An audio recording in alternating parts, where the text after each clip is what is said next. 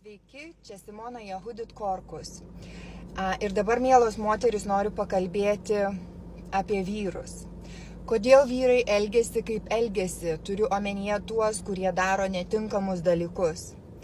Tai aš noriu tik pasakyti, kad jie elgiasi taip ne todėl, kad jie turi lakę vaizduotę ir jie iš niekur, iš oro išsigalvoja kažkokius tai vaizdinius. Ne, vyrai pamato savo akimis, jie kažką pamato ir tada tas vaizdinys išlieka jų pasąmonėje ne savaitei, ne mėnesiui, ne metam, bet visam gyvenimui. Tokie yra vyrai. Ir štai moteris sugalvoja, kad jinai nori nueiti į parduotuvę, ar jinai nori nueiti kažkur pasivaikščioti, išgerti kavos. Jinai būtinai užsidės aukštakulnius, kad kai jinai eina gatve, visi ją girdėtų, matytų ir atkreiptų dėmesį. Taip pat jinai užsidės sijoną, kuris turbūt yra vos dengia užpakalį.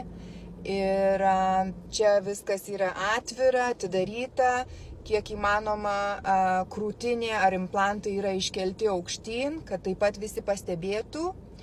Ir kitu atveju jinai gali būti viskas uždengta, viskas gražu, bet rūbas prilipęs prie kūno lyg magnetas, kad kartais net nesuprasi, jeigu yra tokios pačios spalvos, net nesuprasi, ar moteris eina nuoga, gal jinai tiesiog čia saulėje deginosi ir jinai vaikšto nuoga.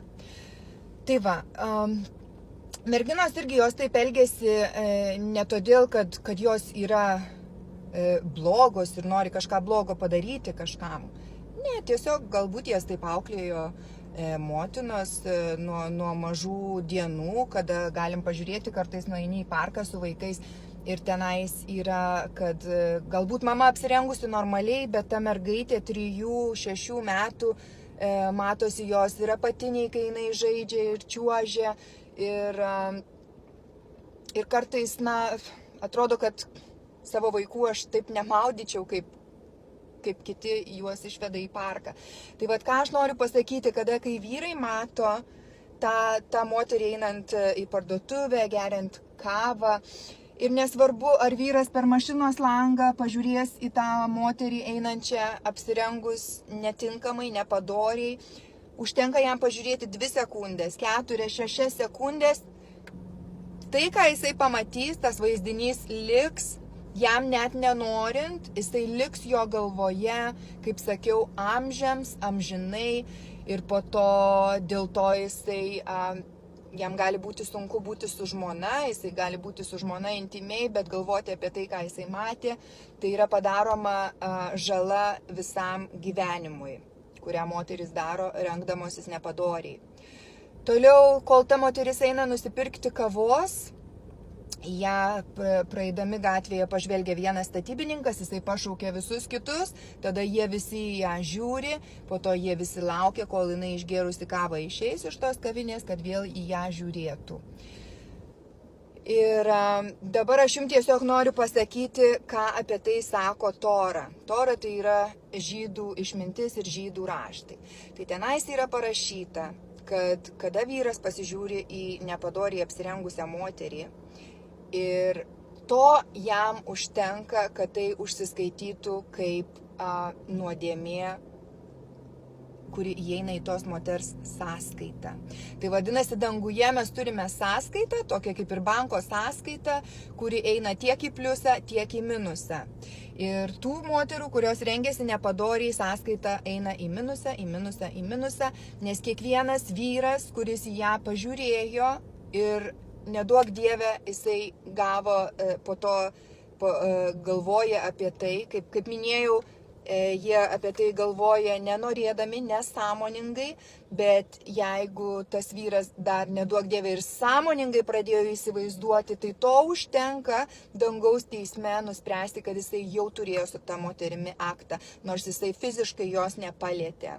Tai dabar kas vyksta pagal kabalos principus? Kabala tai yra žydų mistika, kurios aš niekam nerekomenduoju mokytis, bet tiesiog kažką noriu paliesti tą vieną aspektą iš kabalos. Tai yra, kad Kiekvieną kartą, kai vyras pažiūrėjo į ją 2 sekundės ir ta mintis kiekvieną kartą grįžta jam, ar po kelių mėnesių, ar po metų, tai yra sukuriamas demonas, kuris yra dvasiškai čia žemėje ir jisai prilimpa prie tos moters.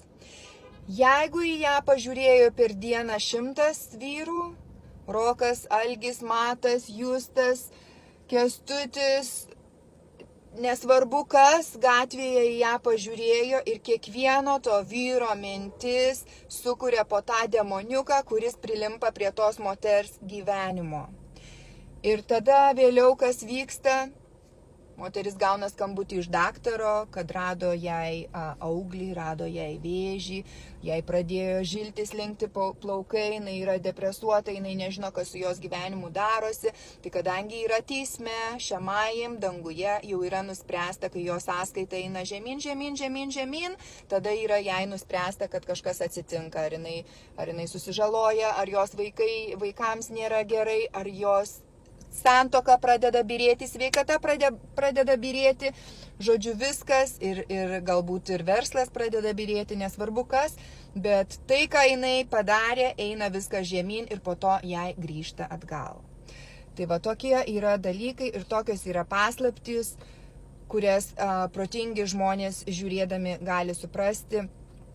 Ir tikrai dauguma moterų jos rengiasi ne todėl, kad jos nori sukurti tuos dvasinius demonus, tikrai ne todėl, jos visiškai apie tai nieko nežino, tai visa tai vyksta iš nežinojimo, bet tiesiog ką aš noriu pasakyti, tai noriu apie tai perspėti, o tolimesnės naujienas ir kažką kito, ką įdomaus norite girdėti apie grožį, apie padorumą, apie moters tinkamą elgesį, apie implantus, jų žalą, apie išėmimą, apie mano istoriją ir visus kitus dalykus galite sekti puslapį Visa tiesa apie krūtų implantus. Iki geros dienos.